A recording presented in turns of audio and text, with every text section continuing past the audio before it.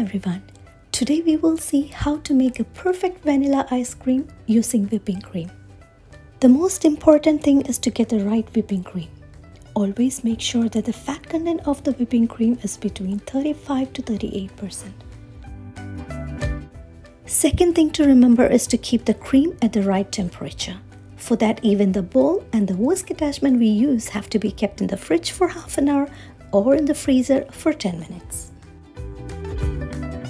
Today for this recipe, we are using 500 ml of whipping cream that has been stored in the chiller and then kept in the freezer for 10 minutes before we use. By pouring chill whipping cream to chill bowl, we can avoid a sudden drop in the temperature of our cream. Now we are going to whisk the cream in stand mixer. If you don't have a stand mixer, hand mixer works well too. I'm turning this on and leaving it on full speed for about 4 minutes. The third important thing while making ice cream is aerating the cream until it doubles in volume. Air plays a very important role in the texture of an ice cream.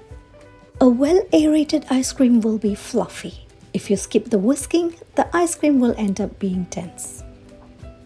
Don't forget to scrape down the edges of the bowl at least 2 to 3 times.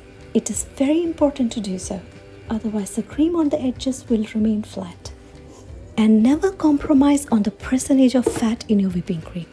Anything less than 35% will make the ice cream thin and not creamy. Anything more than 38% will leave an oily or greasy feel on the tongue. The cream has whipped up to a stiff peak consistency. This is the time to add condensed milk. I'm using 200 ml of condensed milk. The next important thing is not to reduce the amount of condensed milk. That will take away the sugar, which will create ice crystals in the ice cream. After adding condensed milk, I'm gently folding it into our cream, making sure not to deflate the air we created. Now let's add flavoring. I'm using vanilla powder. You can use vanilla bean or pure vanilla extract if you have. Adding essence is not a good option for vanilla ice cream. A quick mix to blend the flavoring. And we are done.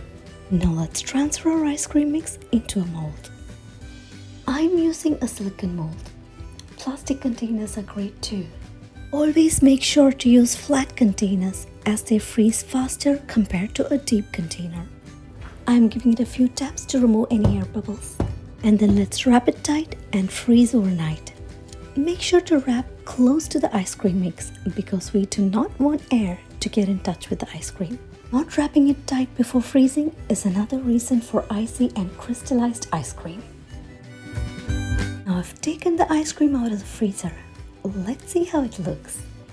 I'm loosening the sides of my mold to make it easier to unmold. Gently taking it out. The ice cream looks soft and smooth. I'm cutting a slice to taste. That's the perfect texture of ice cream. You can enjoy it as it is or use it as a topping for your French toast or pancake. Do you want the recipe for a perfect pancake? Follow for more videos.